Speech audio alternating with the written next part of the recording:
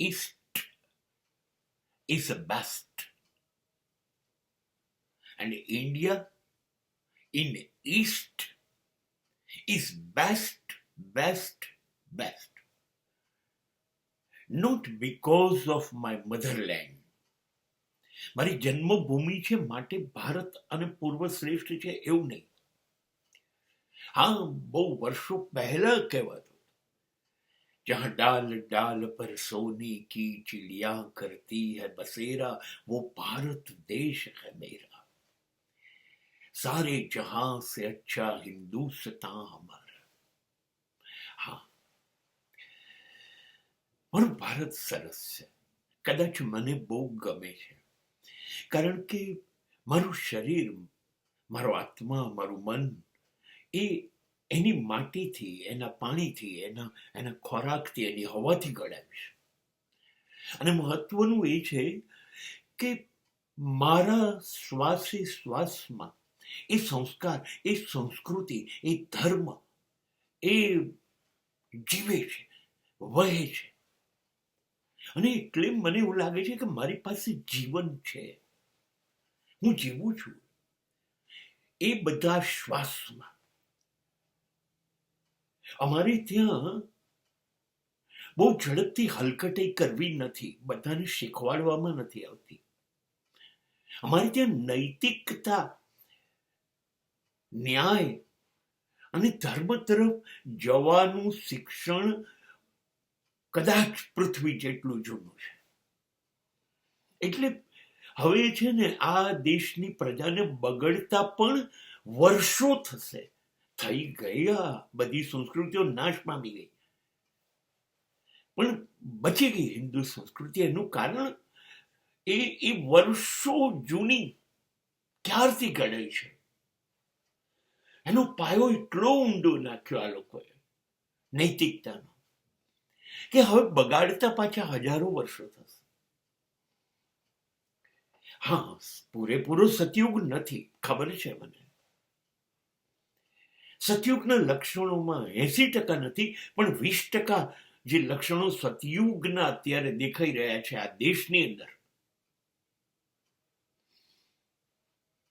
એ સમગ્ર વિશ્વના ચિત્રો ઉપર ભારતને શ્રેષ્ઠ રાખી રહ્યા છે.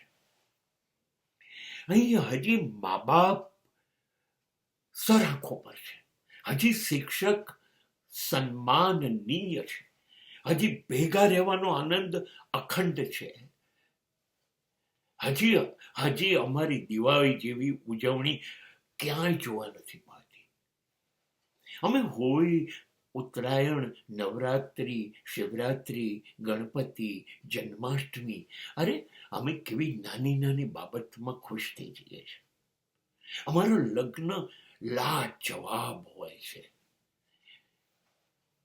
અમે મૃત્યુનું પણ મહત્વ જાણીએ છીએ. અમને જીવવામાં રસ છે, અમને જીવાડવામાં રસ છે. જીવો અને જીવવા દો. પ્રેમ કરવામાં પાછું પડતું નથી ભારત, પથ્થરોને પણ કરે છે.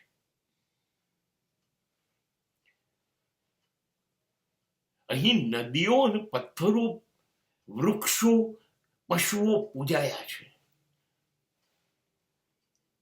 અહીં ગંગા, હિમાલય, ગાય, સમુદ્ર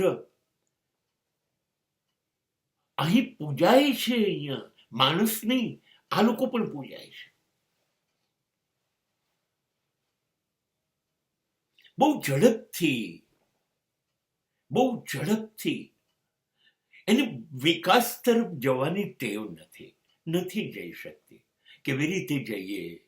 તમને ખબર છે, જે લોકોને મન થાય ને, ચાલો ને ત્રાસ કરીએ, જુલમ કરીએ, તો એ સમગ્ર વિશ્વ એ દરિયાઈ માર્ગે કે જમીન માર્ગે આવીને અમારી પર ત્રાસ કરી ગયું, અમને ગુલામ બનાવી ગયું, અમારી જિંદગી છિન્ન ભિન્ન કરી નાખી. અમે કઈ ના બોલ્યા, પણ અમે મોડા પડી ગયા. તમે અમારા હાથ પગ બાંધી દો, અમારા આત્મા ને કેદી બનાવી દો, તો અમે વિકસીએ કેવી રીતે? રહી ગયા અમે.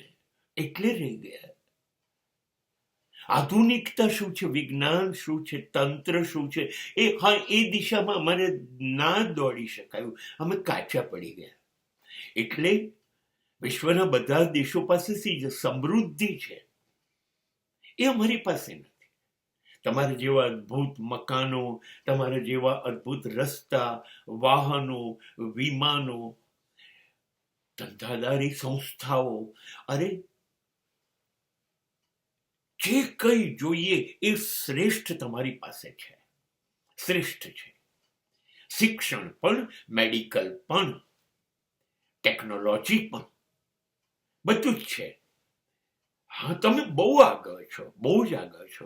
ઈર્ષ્યા થાય છે તમારો દેશ જોઈને, તમારો વિકાસ, તમારો સમૃદ્ધિ જોઈને. હા, એ બધું અમે ન કરી શક્યા, એ વાત સાચી. એ વાત સાચી, બહુ સાચી વાત છે. પણ અમે અમારી જાતને વિકસાવતા રહ્યા, અંદર ગયા, બહાર ન ગયા. અંદરનો વિકાસ જોયો, બહારનો ન જોયો. અમે હિટલર, ચર્ચિલ, સ્ટેલિન, માવોન ને જન્મ ના આપ્યો. અમે વિવેકાનંદ, બુદ્ધ, મહાવીરને જન્મ આપ્યો. અમને યુદ્ધમાં નહીં, અમને બુદ્ધમાં વિશ્વાસ પડ્યો. અમે લાગણીઓથી જીવનારા માણસ છે. અમારું મગજ કોમ્પ્યુટરની જેમ ઝડપથી કામ નથી કરતું. અમારી પાસે તમારા જેટલા ઝડપી કોમ્પ્યુટર નથી, કે નથી તમારી પાસે લેટેસ્ટ ઇલેક્ટ્રોનિક્સ, આઈટી વાય જેટલી સાધન સામગ્રી હોય, અમારી પાસે નથી. અમે બહુ મહેનત કરીએ છીએ. અમે પરસેવો વહાઈ દઈએ છીએ લોહીની જગ્યાએ. હા, અમે રોબોટ નહીં બની શકીએ. રોબોટ કામ બહુ ડિસિપ્લિન કરે, બહુ સરસ કરે. પણ રોબોટ થોડી મને ભેટીને રડશે જ્યારે મારી મા મૃત્યુ પામશે.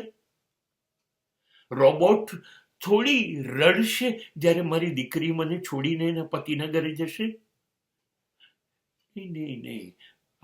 અમારે રોબોટ નથી બનવું. અમારો ખેડૂત છે ને, એની ચામડી તતડી જાય ને એવી ગરમીની અંદર મહેનત કરીને અનાજ પકાવે છે. અમે અનાજ ખાઈએ છીએ. અમને નથી મજા આવતી કોઈ પક્ષી કે કોઈ પશુને મારી નાખીએ અને પછી એને રસપૂર્વક હું મારા શરીરમાં દફન કરું. એના હાડકા, એની છેલ્લી ચીઝ, એની જીવવાની ઈચ્છા એ ખતમ કરવું અને હું જીવું.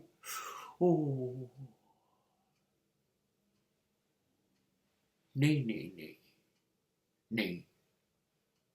હું એવું નથી કહેતો મારું હિન્દુસ્તાન શ્રેષ્ઠ છે, ભારત શ્રેષ્ઠ છે, અમે પુણ્યશાળી છે, અમારી ભૂમિ સ્વર્ગ છે, અમે લોકો દેવી દેવતાઓ છીએ. ના, એવું કશું નથી કહેતો. અમારી પાસે બહુ નબળાઈઓ છે, પણ અમારી પાસે શક્યતા છે બધી જ.